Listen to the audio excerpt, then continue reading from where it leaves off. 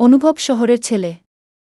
পড়াশোনায় সবসময় কিন্তু জীবনের আসল পরীক্ষাটা সে দিয়েছে নীরবে, নিজের স্বপ্ন আর দায়িত্বের ভার একসাথে বয়ে নিয়ে। পরীক্ষার ফল প্রকাশের দিন যখন বোর্ডের ওয়েবসাইটে তার রোল নম্বরের পাশে ঝলমল করে উঠল গোল্ডেন এ, তখন শুধু অনুভব নয়, তার বুকের ভেতর জমে থাকা হাজারটা না বলা কথা যেন হঠাৎ করে কথা বলে উঠল। কিন্তু এই সাফল্যের আনন্দ শহরের চার দেয়ালের জন্য আটকে রাখার। এই রেজাল্ট নিয়ে তার মন ছুটে গেল গ্রামের দিকে, সেই মাটির কাছে যেখানে লাজু অপেক্ষা করে আছে। লাজু, গ্রামের এক সাধারণ মেয়ে।